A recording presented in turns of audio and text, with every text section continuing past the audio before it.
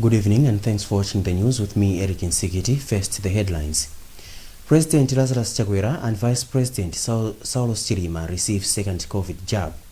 Early marriages still contributing to rapid population growth in Malawi.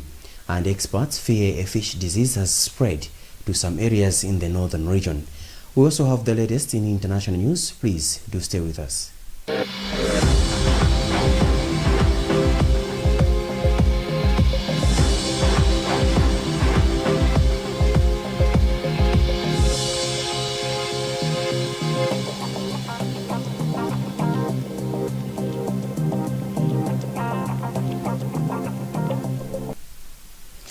In our first story this evening, President Lazarus Chakwera has encouraged all Malawians to get the 12 weeks after receiving the first one. Chakwera made the call on Friday when he, together with Vice President Saulos Chilima, received the second jab at Ntuntama State residence in Lilongwe.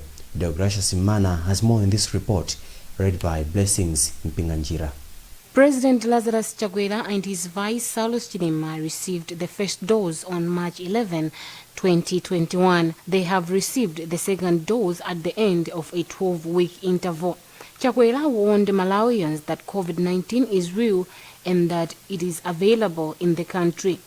He therefore urged the nation to continue observing COVID-19 preventive measures so that the country wins the battle against the pandemic. Chakwera also assured the nation that AstraZeneca vaccine is safe, and that is why he and Chilima received it. Minister of Health Kumbizeka Chibunda expressed concern over COVID-19 misinformation by some unpatriotic members of the society. Your Excellency, there have been a lot of misinformation, there's been a lot of negative propaganda. But we are so grateful for your servant leadership, where you lead by example, Your Excellency. You walk the talk. You practice what you preach. You preached about the vaccine, the goodness of the vaccine, and indeed you walked that talk when you were the first one to get the vaccine. Minister of Health targets 11 million for the second jab. Blessings Mpinganjira, ending a report filed by Deogracious Imana. Early marriages are still contributing to rapid population growth in Malawi, according to Minister of Gender, Patricia Kaliati. Kaliati says last year alone, Malawi recorded about 500,000 new births. As Isaac Salima reports, Kaliati says the government is worried by the statistics. Kaliati made the remarks at Impiri in Majinga district, where Plan Malawi International, in conjunction with Sat Malawi and Fawema, launched the Break Free program, aimed at, among others, tackling issues of teenage pregnancies, early marriages, and behavior change among girls and boys. The minister said the launch of the program is important as it resonates with the government's efforts of trying to keep boys and girls in school. We have a number of challenges in Malawi because a number of us, we didn't even go to school. And we are likely to be facing a lot of challenges. And we don't even know the benefit of education. That's why we force our children into early marriages. And we don't even have the stamina of even reporting some of these cases to police because we are not even having the powers through education that we can go to report the GBVs which are happening in our homes. For 2020 to 2021, there were 500,000 babies, newly born babies. Plan Malawi International Country Director Febe Kasoga said they came up with the initiative after studies reviewed the growing numbers of early marriages, which is at 52%, and teenage pregnancies currently at 29%.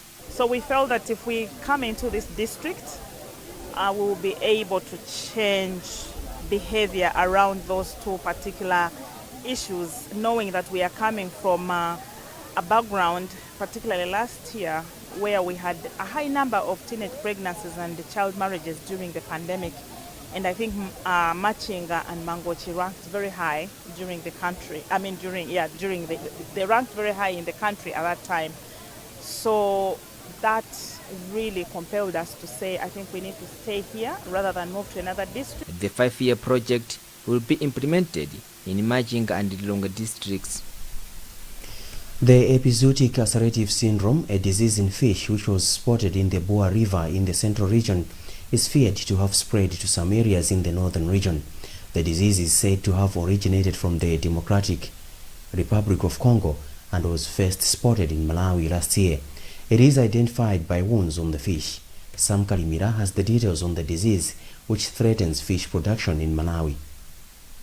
Department of Fisheries Senior Deputy Director Godfrey Gondwe confirmed about the outbreak after inspecting some fish ponds in Rumpi district. The ponds get their water from Chinyoro area along Runina and South Rukuru rivers. However, Gondwe said the department has sent samples of the fish to University of Zambia for verification, adding once confirmed they will formally present the report. In the district, indeed, there is a South Rukuru river in which there are suspected fish which is suspected that they are for EUS.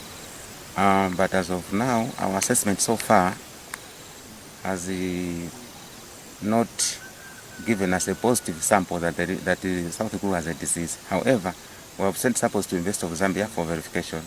As soon as we get the results, we will inform the nation that yes, the Rumpi has a disease or not. He has then asked the fish farmers to report to extension field workers any suspicious fish with signs of EUS disease from their ponds and rivers nearby. Meanwhile, the department has started sensitizing fish farmers under Nkhani Extension Planning Area to ensure they are on alert and be able to control further spread of the disease. Department of Fisheries Principal Fisheries Officer Hastings Zidana warned the farmers against exchanging fish nets and sharing of fingerings. If it's really EUS disease, what happens is the farmers are advised to apply lime in their ponds, because when they apply lime, lime kills the causative agent of EUS, but also it improves the water quality in the pond. So when the water quality is improved in the pond, the EUS disease is subsidized. According to the Department of Fisheries, all species of fish are at risk of the outbreak, but fingerings risk is the highest. Nkhani area has close to 300 fish farmers. Chief Resident Magistrate Patrick Chirwa is this Tuesday expected to decide on whether to allow some witnesses to testify through Zoom in the Shepherd Bushiri extradition case. Director of Public Prosecutions Stephen Kayuni asked the court to allow state witnesses in South Africa to testify through video conferencing due to logistical challenges amid of a third wave of COVID-19 in South Africa. Audrey Kabaramula reports.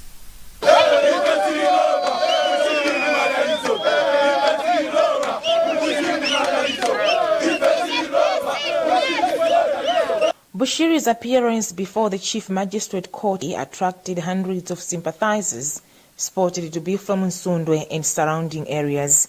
In the court, Kayuni told Chirwa that the state was ready to start parading 10 witnesses virtually following discussions between the government of Malawi and South Africa surrounding issues of COVID-19 in the two countries. He further argued that the video conferencing in court proceedings would not be strange. In South Africa, we're in a third wave at the moment, and the fact that we have the Indian variant as well, that is taking its course. And for that fact, and the fact that the witnesses, for them to come here, a number of them, will really be a situation whereby their conditions, the importation in Malawi, the now and again issue of themselves getting infected.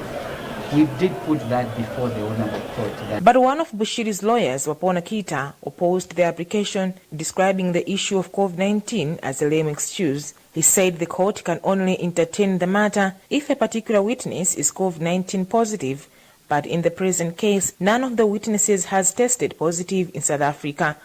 Chief Resident Magistrate Patrick Chirwa has since reserved his ruling to Tuesday morning. Speaking outside the court, Bushiri expressed dismay with the development, claiming even courts in South Africa have also failed to provide witnesses throughout their trials. I was in South Africa. I was attending all the courts for almost 3 years. I was going to court and we were being told excuses after excuses. I never had a trial in South Africa for almost 3 years. I went here in the court several times and witnesses never showed up. So when I hear what they're saying today that witnesses cannot come, despite the ruling that the magistrate had made on the 29th of March in this year that the witnesses must come over, according to the law, I was not surprised. The extradition process started in December last year, with the South African government demanding the two to face their multiple separate charges of fraud after their disappearance in the Rainbow country, despite being restricted on their movement. Traditional leaders in Malawi are calling for the introduction of a chiefs council to bring sanity among chiefs. Senior Chief Malemia of Unsanje made the call during the launch of the chiefs policy recently. Isaac Salima reports. Government would like to come up with a chiefs policy in order to improve operations of chiefs in the country.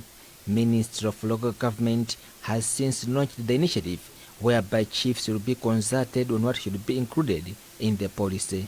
Speaking during the launch of the policy in Blantyre, Senior Chief Malemia said they will propose for the formation of Chiefs Council.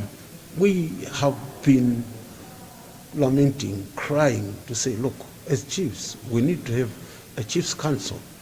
That will be a forum for us, whereby we can now be able to manage even the activities of the chiefs. And for instance, if a chief somewhere goes against the laws of this country, therefore that council will be responsible to summon that chief to say, this does not work. Deputy Minister of Local Government Halima Daudi said the policy will help to improve on how chiefs in the country have been operating. You know, as you know, that chiefs play a very critical role in this country. So, as a minister, we decided to have chiefs policy. This chiefs policy is going to help the chiefs, to work properly. So today we are meeting the chiefs from our southern region. We just want to hear their views, what should be included in their policy, because this policy is theirs. That's why we started with them. I'm launching it today here in the southern region, then I'll be in the northern region and central region. And the chiefs also from here, they're going to tell the subordinates about this policy. The minister said from now they'll be holding consultation meetings with chiefs to hear on what should be included in the policy. This is the news on Times Television. TTV will be back shortly with more news after this break.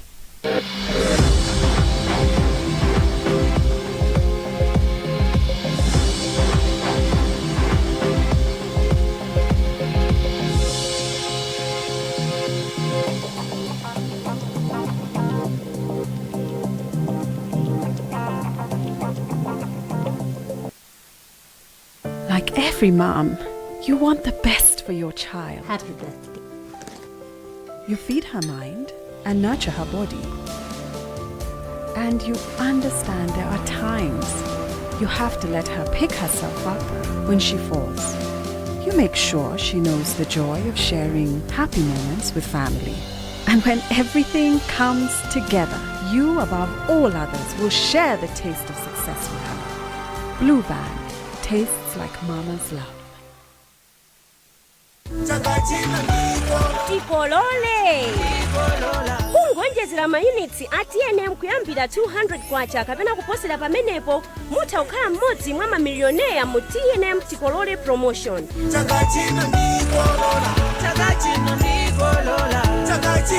Koma mukaonjezera mayunitsi ndi 100 kwacha kapena kuposerapo mudzilandira mabonus oyimbira foni, SMS kapena data pompo. TNM, always with you. Define your surroundings with the color of your choice. Make it warm, creative, friendly, and vibrant. Coat textures, durable color options, with up to 1,200 color shades to choose from. Be it economy range or premium range paints, innovative paint and color technology in every drop. Available in Blantyre, Build Africa, and Limby Corner Mart Building, and in Lilongwe along M12 Road, close to Gateway Mall. Tropical Paints, your world in color.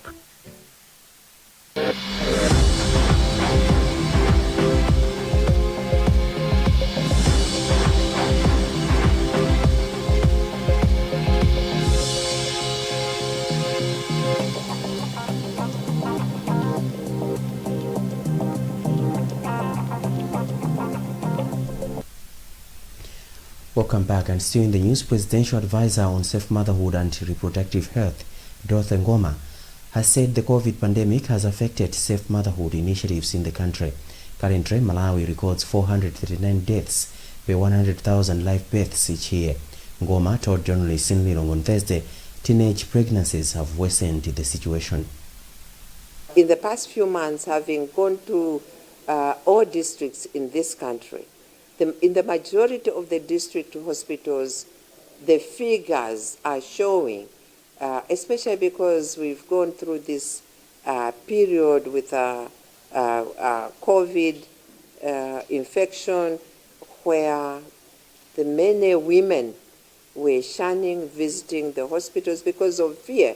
So many chose to go and deliver maybe at the TBA or maybe at home.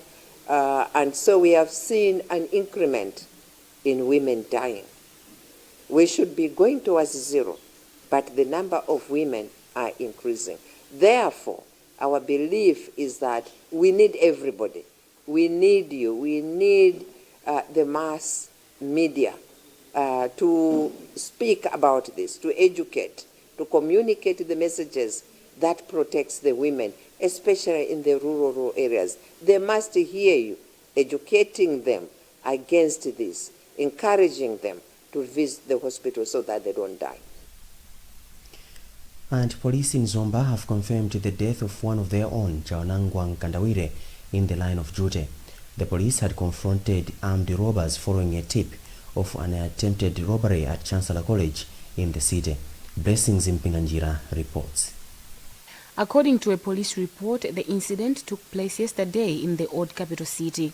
One of the police officers at Blantyre Police received a tip from an informant that criminals were arranging to rob money at Chancellor College. The report, which we have seen, indicates that during the interrogations with the criminals, a stray bullet landed on Kandawire, who died on the way to Zomba Central Hospital. Meanwhile, the criminals have been arrested. The suspects are James Chinkoko of Chibweya Village, TM Pando in Incheu, Kayani Kadimaka of Chipepa Village, TA Lundu in Chikwawa, and Robert Kanjipiti of Chipondeni Village, TA Kanduku in Mwanza, among others. In international news now, for the first time in 12 years, Israel will likely have a new government that does not include Prime Minister Benjamin Netanyahu.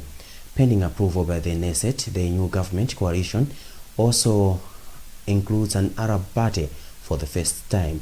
Linda Gradiston reports from Jerusalem.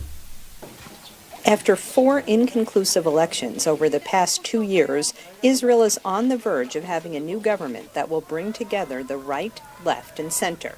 Announcing the new government of change, centrist politician Yair Lapid told Israel's president he had cobbled together a coalition of 61 seats in the Israeli parliament.